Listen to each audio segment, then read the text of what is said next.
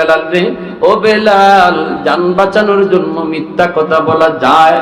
বেলাল রে, একটু ওদেরকে বুঝ দিয়া দাও, জানটা অন্তত বাঁচুক।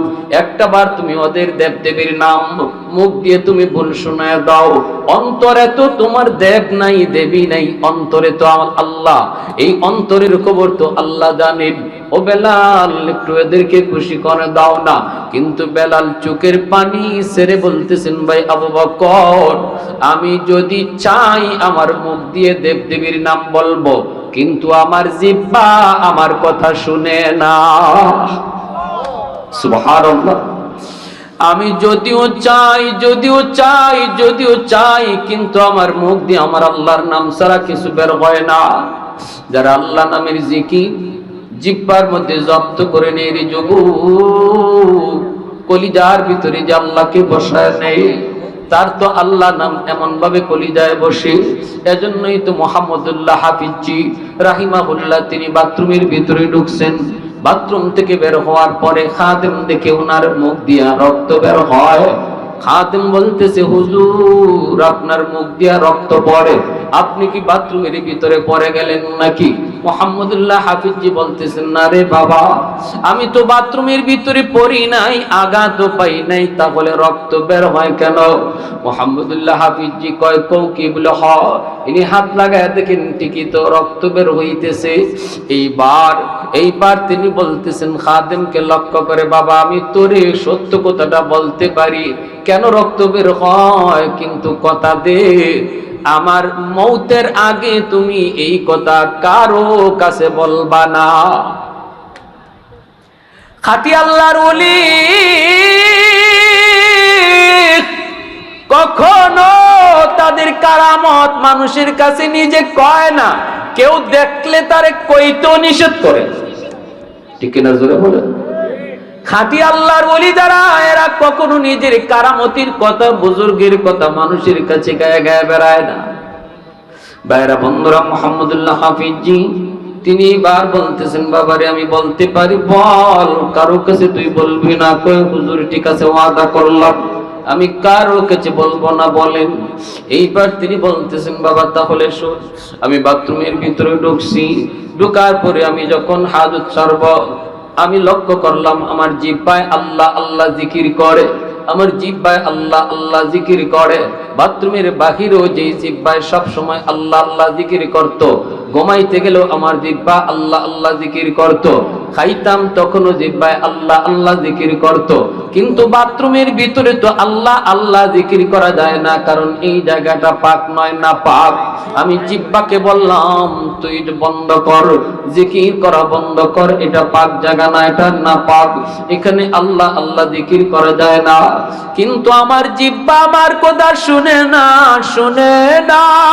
আমি জিহ্বারে যত করে বলি তুই এখানে জিকির করবি না, কিন্তু জিহ্বা আমার কথা শুনে না, মানে না। কারণ জিহ্বা তো এটা জব্দ করে ফেলছি, ইনার অনিচ্ছায় জিহ্বা আল্লাহ আল্লাহ জিকির করে। এজন্য মুহাম্মদুল্লাহ হাফিজ কয়, আমি জিহ্বাকে তখন দাঁত দিয়া এমন ভাবে কামড় দিয়া ধরছি, যে কামড়ের কারণে রক্ত বের হইতেছে। ये जिक्र खुदा दिल में सदा रखने दिया कर, और नक्श खुदा दिल में जमा रखने दिया कर, क्या जाने हक इस्लाम है कोई फضल इलाही, हर वक्त दरे कल्ब खला रखने दिया कर, मुर्शिद बसर से न होती है, मुर्शिद की नजर गज़ बसर से न होती है, क्या खुश नजरी खुश नजरी खुश नजरी है, क्या खुश नजरी खुश नजरी खुश नजरी है, दिल तोड़ के दिल जोड़ दिया सबका खुदा से, क्या दिल शिकानी दिल शिकानी दिल शिकानी है, क्या दिल शिकानी दिल शिकानी दिल शिकानी है। ঐতিহ্যবাহী হোসেনপুর দারুল আরকাম হাফিজিয়া মাদ্রাসা ও এতিমখানার শুভ উদ্বোধন উপলক্ষে আজকের 12 এপ্রিল রোজ শুক্রবার ইসলামী মহাসম্মেলনের সম্মানিত সদর ইজলাস সভাপতি সাহেব,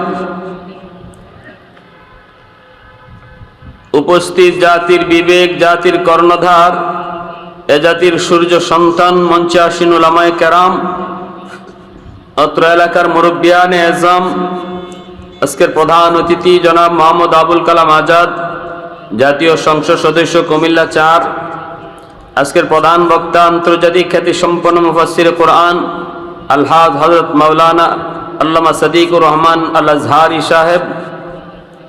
আমার আগে বয়ান পেশ করেছেন জননন্দিত মুফাসসির কোরআন হযরত মাওলানা হিফজুর রহমান নাইম। আরও বয়ান পেশ করেছেন আলহাজ হাফেজ মাওলানা মুফতি শহীদুল ইসলাম গাজীপুরি, আরও অনেক উলামায়ে কেরাম। ওনারা যা কিছু বলে গেলেন, আল্লাহ আমাদের সবাইকে এর উপরে আমল করার তৌফিক দান করুন। মুআজ্জাজ হাজিরিন, বর্তমান সময়টা বড় নাজুক সময়টা বড় কঠিন। পৃথিবী এমন এক কাল, এমন এক সিচুয়েশন অতিবাহিত করছে যেটা সামনের দিন, আগামী কাল পৃথিবীর হালত কি হয়, কেমন হয়, আজকের দিনের মানুষ তা বলতে পারবে না। এমন একটা অবস্থা, তামাম দুনিয়ার এমন একটি হালত।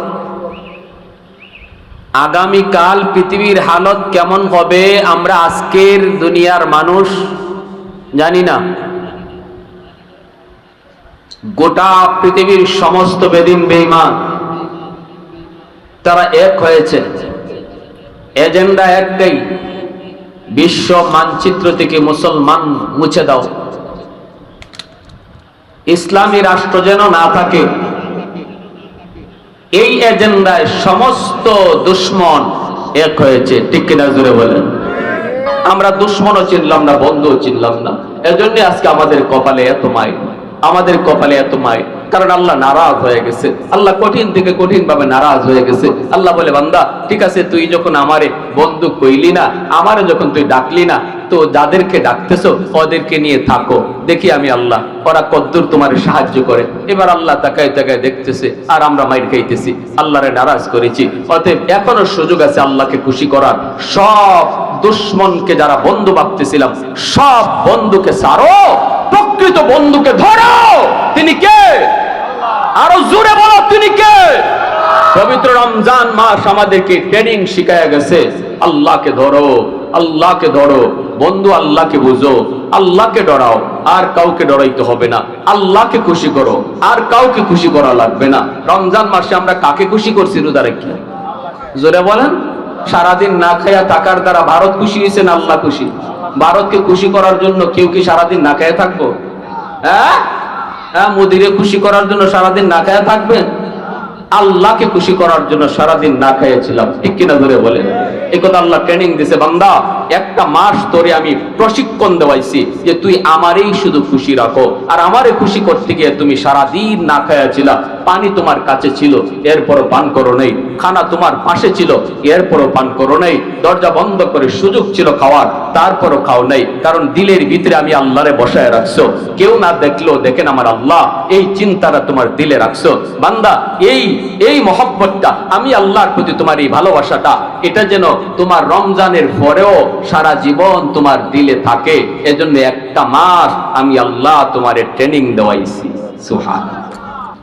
আমার ভাইরা, বন্ধুরা, যুবক, একটু দিলটা নরম করে কথাগুলি বোঝার চেষ্টা করো। পবিত্র রমজান মাস আমাকে আপনাকে কি সবক শিখায় গেল রে যুবক? তোমাকে এই কথা আল্লাহ পাক শিখাই দিছে।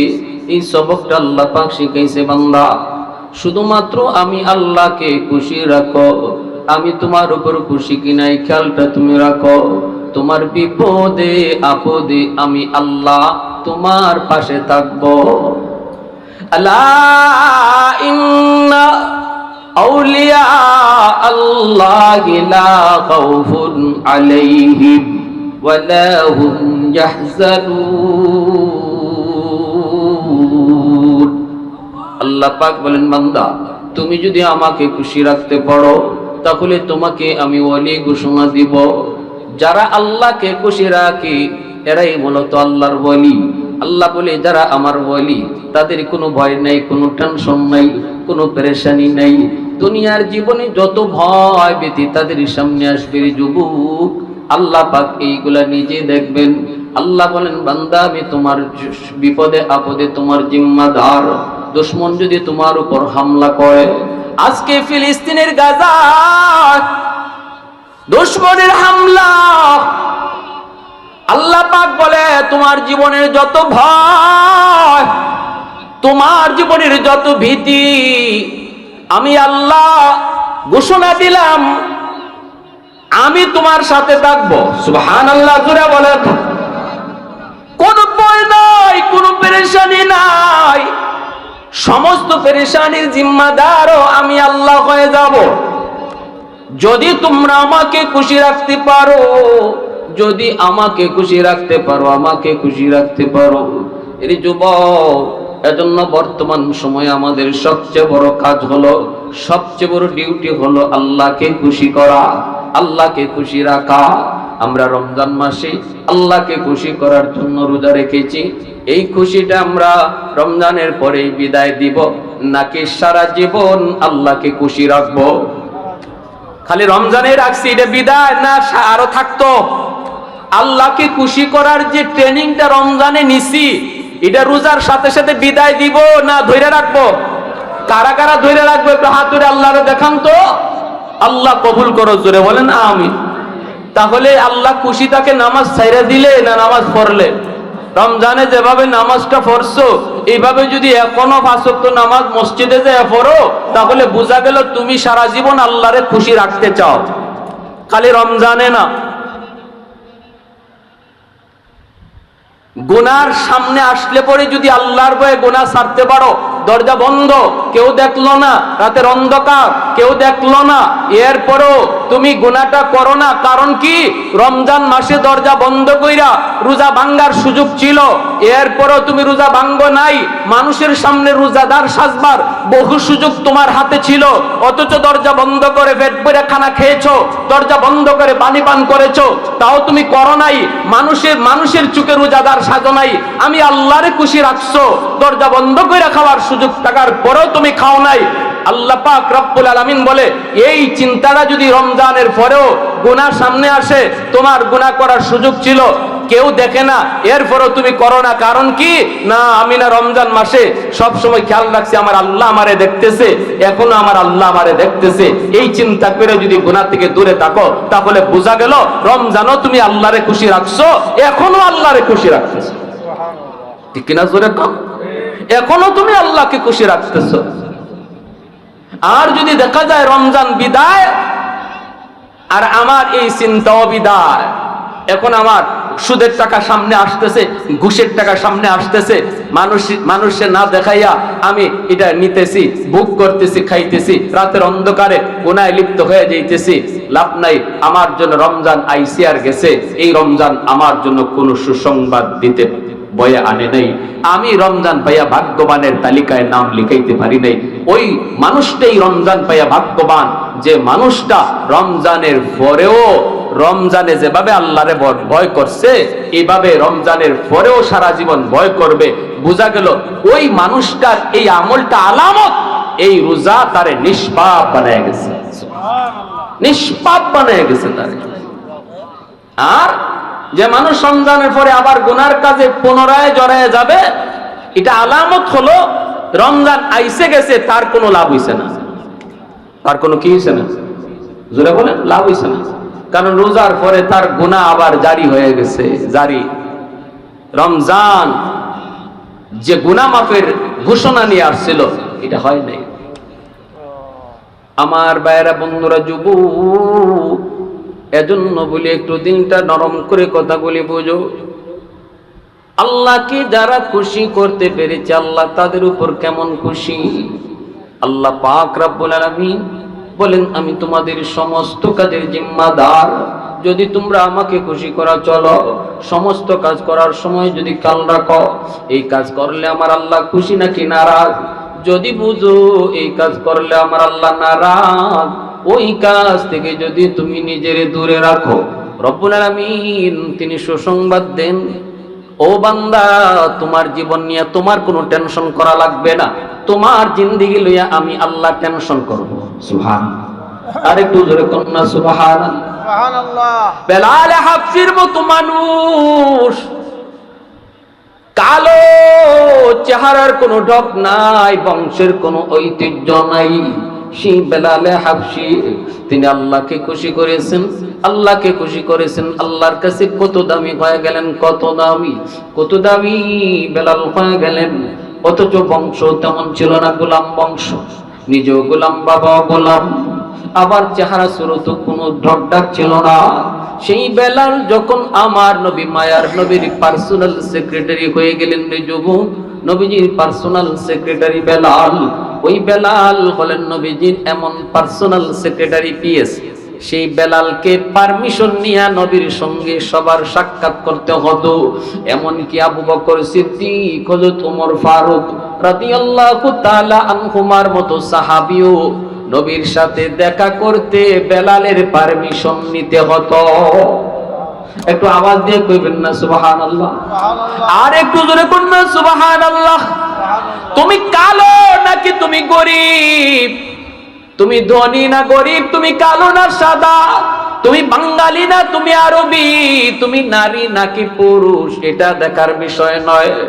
যদি তুমি আল্লাহকে সব সময় খুশি রাখতে পারো, কোন কাজ করার সময় যেই মানুষটা খেয়াল করে এই কাজে আমার আল্লাহ খুশি নাকি নারাজ, তারই সর্বদা ফিকির হলো সে আল্লাহকে খুশি রাখার চেষ্টা করে। আল্লাহ পাক তার দাম কেমন বাড়ায় বেলাল হাবশি। রাসূল করিম সাল্লাল্লাহু আলাইহি ওয়াসাল্লামের মুয়াজ্জিন, নবীজি হলেন মদিনার মসজিদের ইমাম, বেলাল হয়ে গেলেন মুয়াজ্জিন। বেলাল রমজান মাসে তিনি সেহরির আযান দিয়ে দিবেন, ফজরের আযান দিয়ে দিবেন। সেহরির খাওয়া শেষ, ফজরে আযান দেওয়ার আগে ঘোষণা দেওয়া হয় সেহরির টাইম শেষ, আর কেউ কিছু খাবেন না। আপনাদের এলাকায় সারা মাস এভাবে হইছেনি? হ্যাঁ, মুয়াজ্জিন সাহেব আযান দেওয়ার আগে একটু এলান করে দেয়, সতর্ক করে দেয় টাইম শেষ, আর কেউ খাবেন না। বেলাল তিনি আযান দিয়ে দিবেন, কিন্তু আযান দেওয়ার আগে তিনি ভাবতেছেন আমার ইমাম সাহেবের খানা শেষ হইছে নি, একটু যায় দেখি। ইমাম সাহেব কেডা? আমার আপনার নবী, রহমতের নবী, তিনি হলেন ইমাম, বেলাল হলেন মুয়াজ্জিন। বেলাল আযান দেওয়ার আগে চিন্তা করতেছেন ইমাম সাহেবের খানা শেষ নি, আমার নবীর খানা শেষ নি, আযান যে দিব নবীকে একটু যায় দেখতে আসি, আল্লাহর নবীর খানা শেষ হইল কিনা। বেলাল চলে গেলেন। বলেন তো সেহরি খাওয়া এটা কি ফরজ, ওয়াজিব না সুন্নাত? কি ও ভাই, সেহরি খাওয়া ফরজ, ওয়াজিব না সুন্নাত? আমাদের সমাজের কিছু মানুষ আছে এরা মনে করে এটা ফরজ, এজন্য সেহরি খাইতে না পারলে রোজাই রাখে না। জিগাইলেন যদি কি ভাই রোজা, হুজুর আজকে উঠতে পারছি না, সেহরি খাইতে পারছি না, এজন্য সে রোজা রাখছে না। অথচ রমজান মাসের রোজা রাখার ফরজের সাথে সেহরি খাওয়ার সম্পর্ক নাই। এটা একটা সেহরি খাইলেন সুন্নত আদায় হইল, সেহরি না খাইলেন অসুবিধা নাই, রোজা রাখা ফরজ, রোজা রাখতেই হবে, সেহরির সাথে সম্পর্ক না, ঠিক কিনা? সেহরি খাইতে পারলাম না কইরা আমি রোজা রাখবো না, এরকম কোন সুযোগ ইসলামে নাই। কথাটা বুঝে আসছে ভাই? এটা আমাদের একটা ভুল ধারণা আমাদের সমাজে। আমি নিজে শুনেছি, আমারে নিজে বলছে হুজুর আজকে জাগতে পারি নাই, আযান পড়ে গেছে, এজন্য রোজা রাখতে পারি নাই। তাহলে মাসলাটা তো জানলাম, সেহরি খাওয়া ফরজ না সুন্নত? বেলাল আযান দেওয়ার আগে তিনি মনে মনে ভাবেন যে একটু যে দেখি আমার নবী তিনি খানা খাওয়া শেষ করলেন কিনা। আইসা তিনি দেখেন নবীজি খানা খাইতেছেন, নবীজির পাশে একজন মানুষ বসা। এই মানুষটাকে বেলাল চিনেন না, অপরিচিত একজন মানুষ। সেহরি টাইমে আল্লাহর নবীর পাশে বসা, নবীজি সেহরি খাইতেছেন, বেলাল ভিতরে ঢুকলেন না, দরজা থেকে আওয়াজ দিয়ে বলতেছেন ইয়া রাসূলুল্লাহ, ওগো নবীজি সেহরির টাইম শেষ গো নবী। আর খানা খায়েন না। আল্লাহর নবী বলতেছেন, ও আচ্ছা ঠিক আছে তুমি যাও। বেলাল চলে আসলেন। বেলাল তো মনে করেছেন নবীজি খানা বন্ধ করে দিবেন, আজান একটু পরে হয়ে যাবে। আজান দেওয়ার আগে বেলাল আবার মনে মনে ভাবলেন, যায় দেখি আমার নবী তিনি এখনো খানা খাওয়া শেষ করছেননি, আজানটা যে দেব যায় দেখি নবীর খানা খাওয়া শেষ নি। দ্বিতীয়বার যখন বেলাল আসলেন, আইসা দেখেন নবী এখনো সেহরি খাইতেছেন।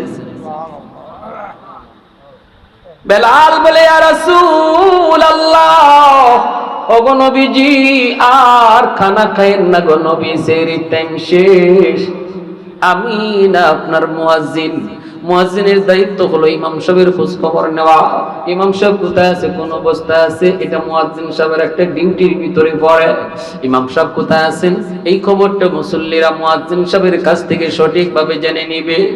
ইমাম সাহেবের সুযোগ সুবিধাটাও মুয়াজ্জিন সাহেব খেয়াল রাখবে, ইমাম সাহেব মুয়াজ্জিনের সুযোগ সুবিধাটা খেয়াল রাখবে। বেলাল বলে, ইয়া রাসূলুল্লাহ, ওগো নবীজি আমি না আপনার মুয়াজ্জিন, আজান যে দিব আপনি দিয়ে এখনো খানা খাইতেছেন, টাইম তো শেষ। আল্লাহর নবী কই, ঠিক আছে বেলাল তুমি যাও। বেলাল চলে আসলেন। আসার পরে তিনি এবার একটু পরে অপেক্ষা কইরা আবার আজান দেওয়ার আগে মনে মনে ভাবতেছেন, কি ব্যাপার যে এখন একটু দেখি নবীর খানা খাওয়া শেষ নি, টাইম তো একদম শেষ, কাটায় কাটায় লেগে গেল, টাইম তো আমি দেখতেছি আবার হয়ে যাইতেছে। বেলাল আবারও আসলেন তৃতীয়বার। আয়েশা তিনি দেখেন মায়ার নবী এখনো সেহরি খাইতেছে। এইবার বেলাল হাবশী রাদিয়াল্লাহু তাআলা আনহু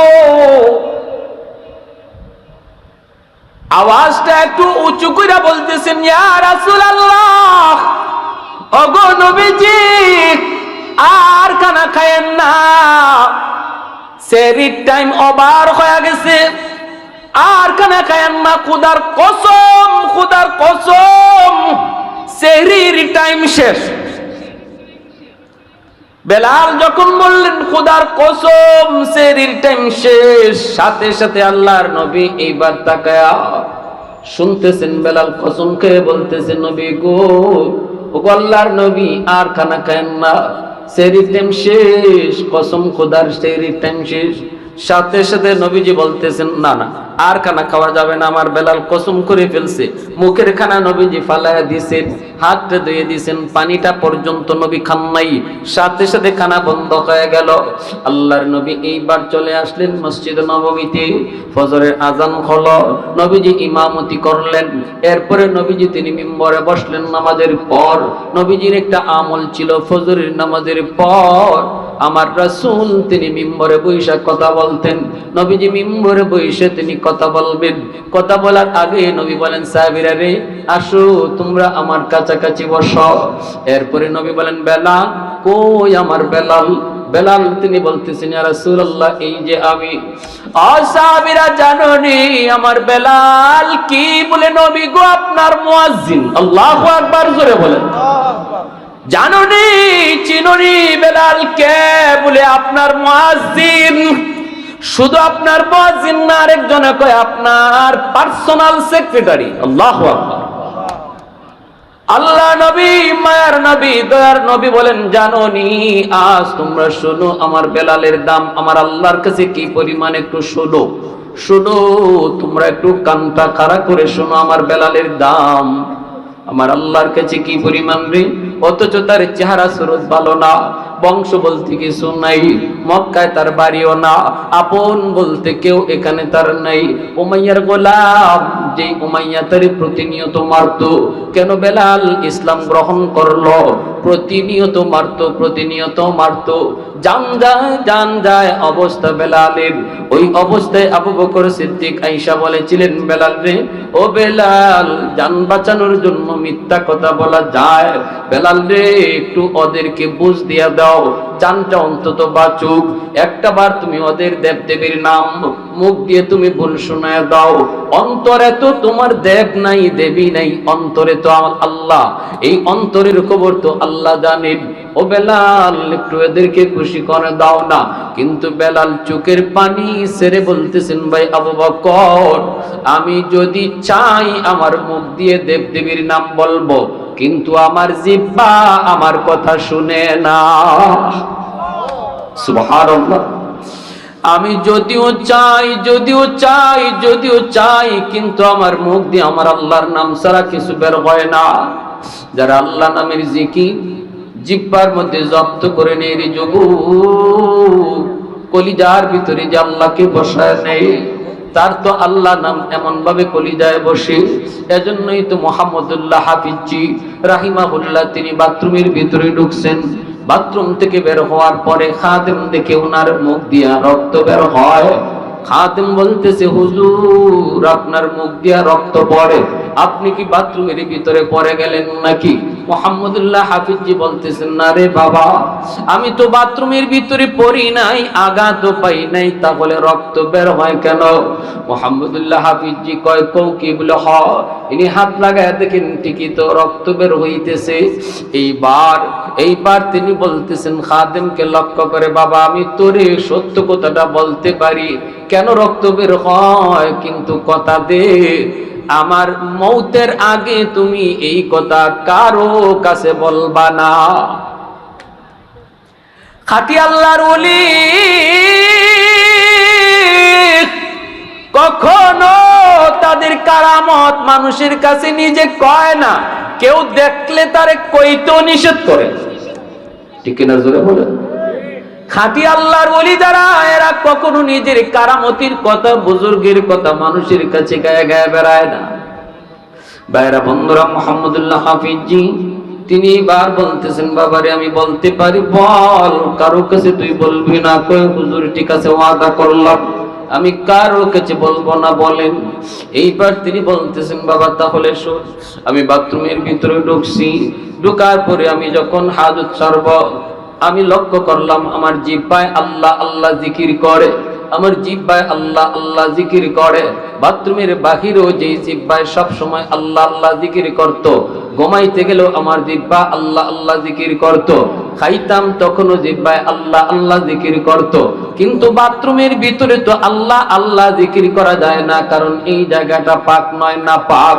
আমি জিহ্বাকে বললাম, তুই বন্ধ কর, জিকির করা বন্ধ কর, এটা পাক জায়গা না, এটা না পাক, এখানে আল্লাহ আল্লাহ জিকির করা যায় না। কিন্তু আমার জিহ্বা আমার কথা শুনে না। আমি জিহ্বারে যত করে বলি তুই এখানে জিকির করবি না, কিন্তু জিহ্বা আমার কথা শুনে না, মানে না।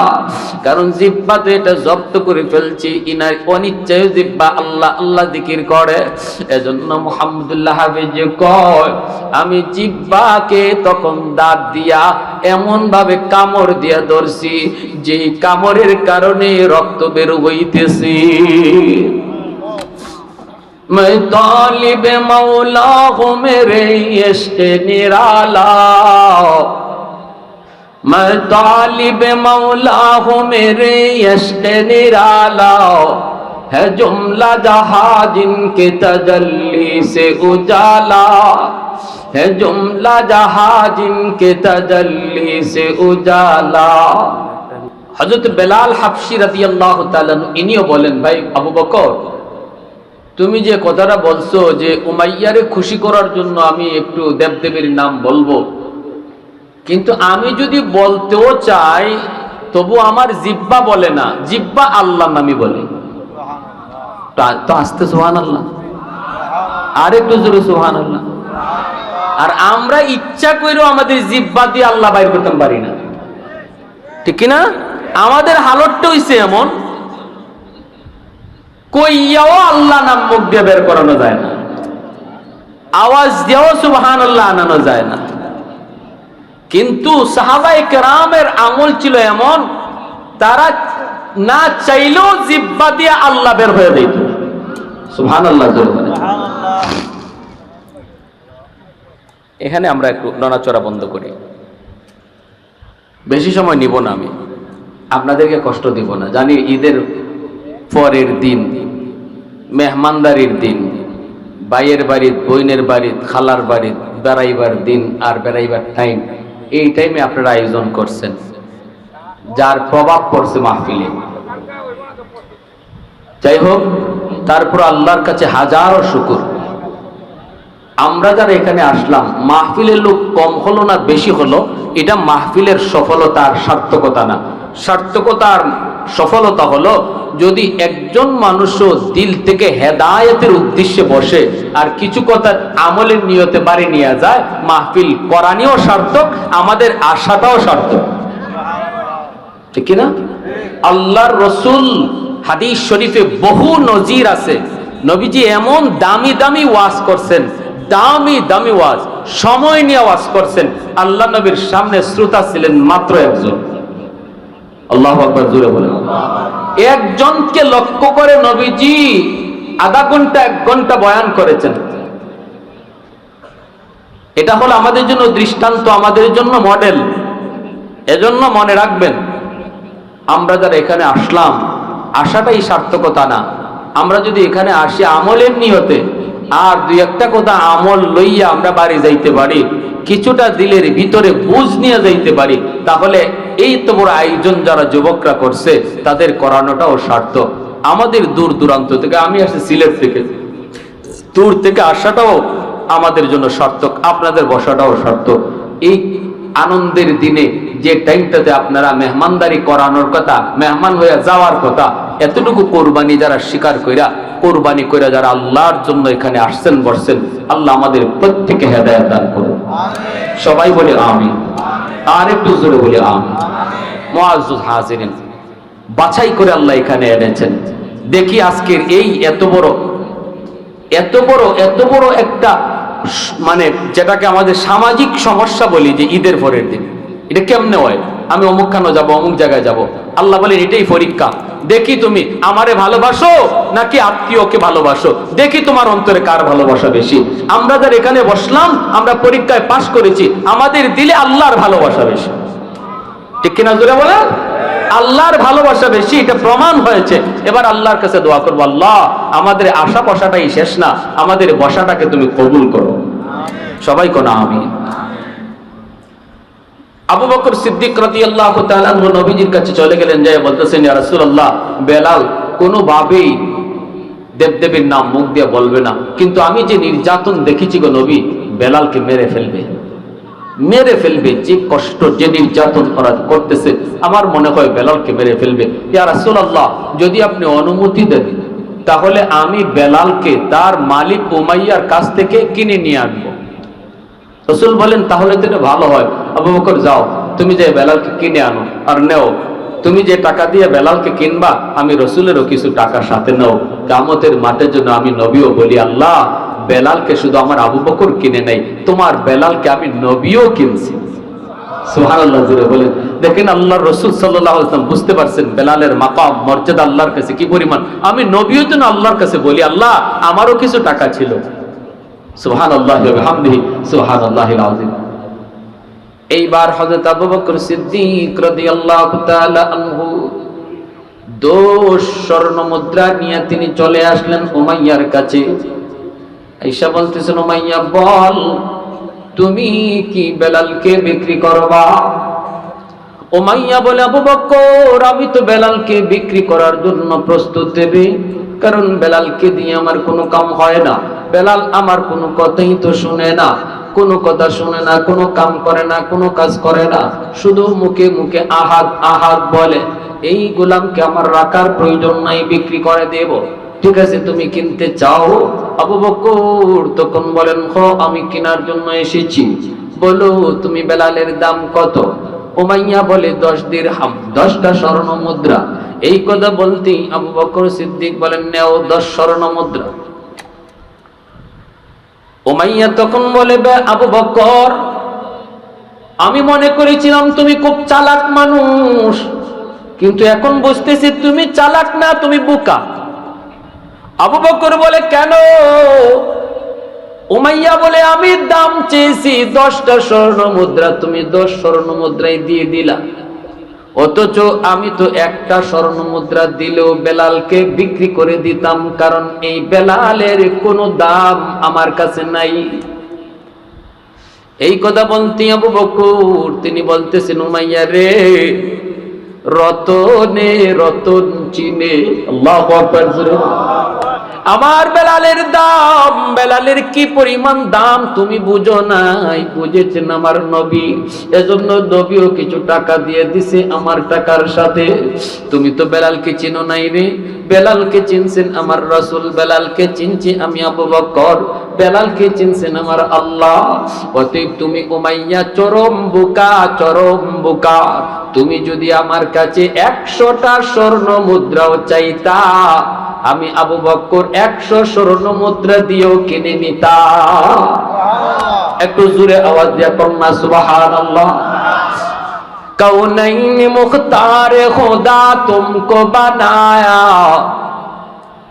कौनैन मुख्तार खुदा तुमको बनाया, उम्मत का निगाहबान खुदा तुमको बनाया, उम्मत का निगाहबान खुदा तुमको बनाया। मौला मेरा आका मेरा रहमत की नबी है, ताजदार मदीना है तुम्हारे अरबी है, ताजदार मदीना है तुम्हारे अरबी है। अशजार ने देते हैं नबूवत के शहादत, तशकीक कमर में है तो अंगुल की इशारात, तशकीक कमर में है तो अंगुल की इशारा। मोहब्बतेर साथे आवाज दिया बोलेन আল্লাহু আকবার। নবী বলতেছে, সাহাবীরা শুনো, আমার বেলালের দাম কি পরিমাণ একটু শুনো। আমি সেহরি খাওয়ার মধ্যে ছিলাম, বেলাল 3 বার আমার কাছে যায় যায় শুধু বলেছে, নবী গো সেহরির টাইম শেষ, খানা বন্ধ করেন। কিন্তু আমি তো খানা বন্ধ করি না। 3য়বার বেলাল কসম খায়া বলছে, নবী গো কসম খোদার সেহরির টাইম শেষ, আর খানা খায়ান না, খানা খায়ান না। কিন্তু জানোনি, জানোনি, জানোনি ও বেলাল, একটু বলো তো আমার পাশে তুমি কাউকে বসা দেখছো নি? বেলাল কই, নবী কই দেখছি আপনার কাছে কেউ বসা। জানোনি, চিনোনি তিনি কে? বেলাল কই, না গো নবী আমি চিনি নাই। আল্লাহর নবী কই, বেলাল রে, ইনি হলেন জিব্রাইল আমিন। জিব্রাইল আমার পাশে বসা। তুমি যখনই প্রথমবার আইসা বলছো সেহরির টাইম শেষ, জিব্রাইল আমাকে বলতেছে, না গো নবী সেহরির টাইম আছে, আপনি খানা খান। দ্বিতীয়বার যখন তুমি বলেছো সেহরির টাইম শেষ, তখনও জিব্রাইল কই, না গো নবী টাইম আছে, খানা খান। সুবহানাল্লাহ। তৃতীয়বার যখন তুমি বলেছো সেহরির টাইম শেষ, তখনও জিব্রাইল কই, না গো নবী আরো কিছু টাইম আছে, খানা খান। কিন্তু যখনই তুমি বলেছো কসম খোদার সেহরির টাইম শেষ, তখনই আল্লাহ পাক কয়, জিব্রাইল আমার বন্ধুকে জানায় দাও, যদিও সেহরির টাইম আরো কিছু বাকি ছিল, কিন্তু আমার বেলালের কসমের ইজ্জত রক্ষায় আমি আল্লাহ টাইম থাকা সত্ত্বেও টাইম অফ করে দিছি।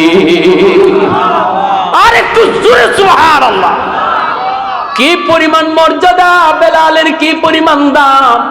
টাইম বাকি আছে কিন্তু বেলালের কসম, কসমের ইজ্জত রক্ষায় আল্লাহ পাক টাইম থাকা সত্ত্বেও আল্লাহ টাইমটারে অফ করে দিছে। এজন্য আমার ভাইয়েরা বন্ধুরা বলতেছিলাম, মানুষ দামি হয় চেহারার দ্বারা না, মানুষ দামি হয় বংশের দ্বারা না, মানুষ দামি হয় অন্তরের সৌন্দর্যের দ্বারা। বেলালের চেহারা ছিল না, বেলালের অর্থ ছিল না, গোষ্ঠী ছিল না, বংশ ছিল না, গোলাম গোলাম বংশ। চেহারা ছিল তো ভালো না, কিন্তু দিল ছিল আলোকিত, দিল ছিল নূরে মুনাওয়ার। এজন্য আল্লাহ পাকের কাছে এত দামি, এত দামি, এত দামি হয়ে গেছে। আল্লাহ পাক কয়, বান্দা রে, এই রমজান মাস আমি আল্লাহ তোমার 1 মাস রোজা রাখাইছি, তোমার দিলটারও এইভাবে আলোকিত করার জন্য। রমজানের রোজা একজন মানুষকে দিলটারে আলোকিত করে যায়, দিলের ভিতরে আল্লাহকে বসায় যায়। কারণ সর্বহালতে সেই খেয়াল রাখেছে, কেউ না দেখলেও দেখে আমার আল্লাহ, দিলের ভিতরে আল্লাহরে বসায় রাখছে। এজন্য সুযোগ ছিল রোজা ভাঙার, এরপরও সুযোগ গ্রহণ করে নাই। মানুষ দেখতো না, মানুষ বুঝতো না, এরপরও সে এমনটা করে নাই। কারণ দিলের ভিতরে আমার আল্লাহকে পুরা মাস আমরা বসায় রাখছি। আওয়াজ দেয়া বলেন ঠিক কি না? এখন এই আল্লাহকে দিল থেকে বের করে ফেলবো নাকি সারা জীবন বসায় রাখবো? সারা জীবন বসায় রাখবো। যদি রাখি তাহলে আল্লাহ পাক কয় জানোনি, তোমার জীবনে ভয় আসবে, তোমার জীবনে ভীতি আসবে, সবকিছু দেখবো আমি আল্লাহ। বান্দা যদি দিলের ভিতরে আমি আল্লাহকে এরকম সারা জীবন বসায় রাখো, আলা ইন্না আউলিয়া আল্লাহি লা খাউফুন আলাইহিম ওয়া লা হুম ইয়াহজানুন আল্লাযীনা আমানু ওয়া কানু ইয়াত্তাকুন ওয়া কানু ইয়াত্তাকুন ওয়া কানু ইয়াত্তাকুন। কারা তারা? মুত্তাকি, কয় দিলের ভিতরে আল্লাহকে বসাইছে যারা।